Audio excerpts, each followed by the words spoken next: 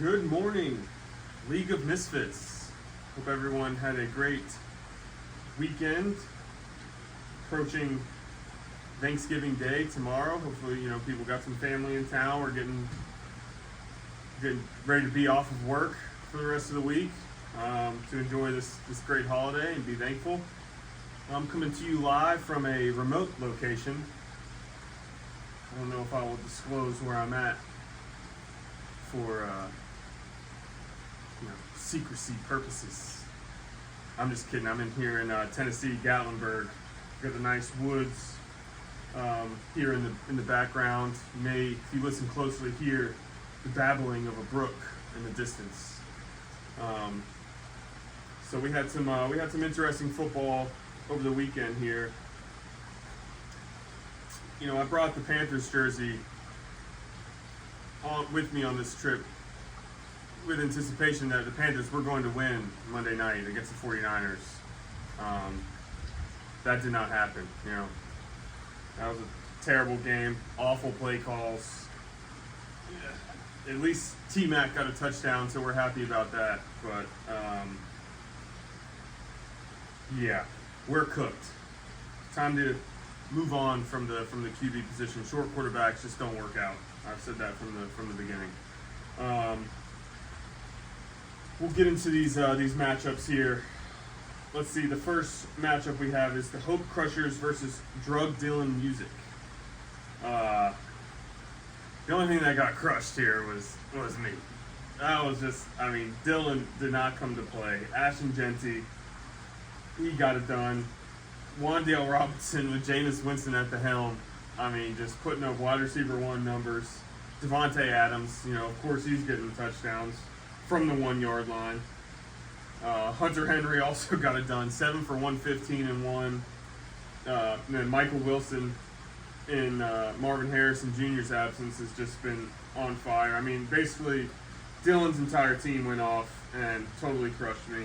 I was debating on, should I start Olave? Should I start Justin Jefferson? It didn't fucking matter. It wouldn't have mattered. I wasn't even. Emmanuel Wilson wasn't even in my in my sight to put in the lineup. I wasn't even sure if Josh Jacobs was going to play or not, and he would have been the best decision, but it wouldn't have mattered regardless. So Dylan moves to 6-6. He's still right on the cusp. He could make it into the playoffs. Me on the other, it was a must-win situation for me. I need a lot of other things to happen as well if I even wanted a chance, but it's totally gone now. So I'm going to stick with my name and hopefully crush the hope of any of my remaining opponents. I have Carter this week, so I think he's in regardless. But maybe if I can just ham an L before you guys ship on out to the playoffs. Next matchup here we have the Ghost Riders versus the Mel Gibsons. Ghost Riders snuck out a win here. They needed it. I think mathematically there is still a chance for them. There's other things that have to happen. It's going to be tough, but we can see Lamar Jackson kind of let him down this year, but no worries. Jackson Smith and Jigba, just an absolute stud for the entire year. The dude has been the ultimate wide receiver 1. He's like the Jamar Chase from last year. So we love to see that for Trevor. He needs these wins badly. On the other side of the ball, the Mel Gibsons put up it was a fairly even contest here. Kareem Hunt, waiver edition, 20 fantasy points, you will take that.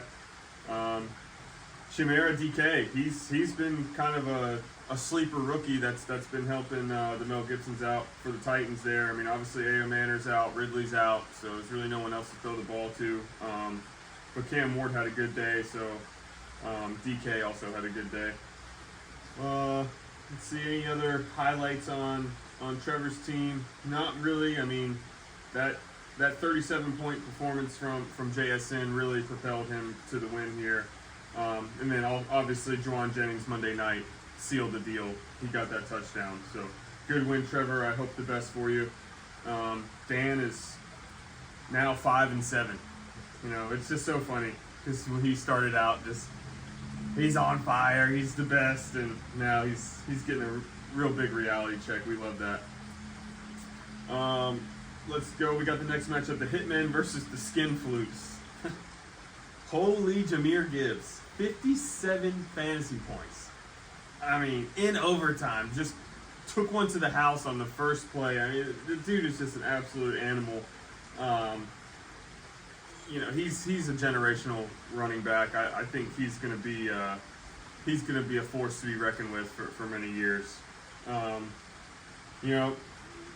The Hitmen just didn't really have enough firepower on their team. I think the highest fantasy output was Parker Washington with 18 fantasy points. So yeah, you're not going to get much done when that happens. But I mean, the Skin Flutes, they had a goose. Addison didn't do anything, but it doesn't matter when you have Jahmyr Gibbs put up 57. That's basically enough points for 3 players on your team to do decent. So, I mean, hell, he could have had a couple more gooses and been fine. Trey McBride getting it done. That's also a huge position for the Skin Flutes. Trey McBride, number 1 tight end on the season. He gets it done. Seems to be every week, and now with Jacoby Brissett there, it's even better for him. So, looks like Alex is well on his way to the playoffs, and he'll be a force for sure. If Jahmyr Gibbs keeps doing that, Trey McBride keeps doing his thing, he'll be a force to be reckoned with. And the Hitmen, I don't think they're going to make the playoffs. 4-8. Better luck next year. Team's getting better, but it's not going to happen this year. Let's see what we got here. The Misfits. Oh, this was a close one. Misfit Smarter versus Do It for Scat. The Misfit Smarters have probably had the most stressful season by far. I'm surprised that he doesn't go into cardiac arrest every week. It seems like he's waiting on just someone from the other team to not do something, or someone on his team to do something to take him over there. So final score 108 to 107. I mean, there's some decimals in there, but it was basically a 1-point game. George Kittle, I think, on the other side was the stress that the Misfits were waiting on Monday night. So fortunately, that was just a shit show of a game. I mean, Brock Purdy played awful, just super low scoring.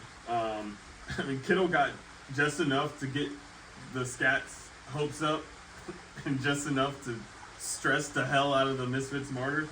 But at the end of the day, he got the win. So good for him there. He moves to 6-6. He's right at the 6th spot. Do It for Scat 7-5. They're at the 5 spot. So there could be some things shaking up. I mean, it's going to be close. This is a tight season here. We have a lot of teams just right on the cusp of making the playoffs or not. So, if I was the Martyrs, I'd just roll with Stafford the rest of the season, dude. The dude's been on an absolute tear. So, good win for you there. Scat, they made a lot of trades to make this push to really, solidify themselves as a top contender, and it's not looking too hot for you, buddy. We'll see what happens in the playoffs here. Like I said, Aaron Jones does have a great playoff schedule, but let's see if all these draft picks you dished out pay off. Let's go to the next matchup here. We got the Hertzlocker versus the Jabroni Beating Jedis. The Hertzlocker really put a beating on the Jedis here. Jalen Hurts, he got those 2 tush-push. I hate those tush-push touchdowns, but he got them. It's still funny because, 21-0 at the half. Eagles are beating Dallas, and then Dallas comes back and wins. That was a great game. I stayed up and watched that entire game. It was a good one here. Amon-Ra St. Brown, just the Lions absolutely put a smackdown on the Giants points-wise. I guess it was a pretty even matchup, but Jameis Winston was, he likes to sling that ball around, so it was pretty even there. But Amon-Ra doing his thing, 30 fantasy points. Rashee Rice stays as he's been solid since he came back from his suspension. Rams defense absolutely shut the Buccaneers down. So good players from the Hertzlocker there. And then on the other side of the ball, we got the Jabroni Beating Jedis. Derrick Henry put up 22. he got a goose from Jameson Williams, and I mean that's tough. He changed Jameson Williams' nickname to Hot Perry. Katy Perry. Excuse me, Katy Perry, because he is hot and cold. I mean, the dude is 20 fantasy points or 0, 20 or 0. So that hurt him there. I mean, even if he got 20, it wouldn't have mattered. This just kind of fell short in some of the other positions. I mean, Christian McCaffrey did his thing. We all knew that it was a revenge game against the Carolina Panthers, so he was going to pop off, and he did. So 27 fantasy points. Both these teams are still, I would say, pretty much solidified into the playoffs. So this was more or less a formality for them both, because I think we've got one at the Hertzlocker at the 1 spot, and then Jabroni being Jedi's at the 2 spot. So, it's possible that things could shake up, and one of these teams won't get a first round bye, but it's looking like these will be the top 2 teams going to the playoffs. So, moving on here, Junior DeLuca versus Dick Pickens. DeLuca's luck is really, he used it all up at the beginning of the year, so he couldn't crack 100 this week. 81 points, I think it's the lowest score on the week. Just not enough firepower on this team. He's making the right. He's putting the right pieces in for him to potentially, make himself competitive. But we all knew it's just not enough for his team. And then on the other side, Dick Pickens here. George Pickens, dude, wide receiver 1 for the Cowboys. CeeDee Lamb has just completely been overshadowed by Pickens for basically the whole year. Pickens is I think he might be like a top 3 wide receiver on the season. So, 29 fantasy points, that's huge. 9 for 146 and 1. He had 9 targets and 9 receptions. CD, I think, had 11 targets and 5 receptions. I don't know, but it's just like the dude's been dropping the ball and Pickens has been catching the ball. So if I was Dak, I'd keep throwing it to him. And then, pretty standard performances from the rest. Pickens was definitely the highlight. Dick Pickens moves to 8-4. He's in the number 3 spot, and then Junior DeLuca is firmly in the last place there. It could end up.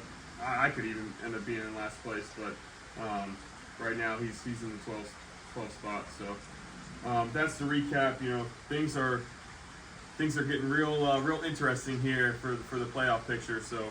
I hope everyone enjoys all the football we have coming up tomorrow and this weekend. Enjoy your Thanksgiving meal. Hope you got a good time to be with family, not work. Just have good food, good drinks, and really just take this time to be thankful that we are able to play fantasy football and crush our friends and get the bragging rights and just talk shit to them. So. That's gonna wrap it up. So I hope everyone enjoys. Like I said, everyone enjoy the rest of your week here, and have a good Thanksgiving. Peace, guys.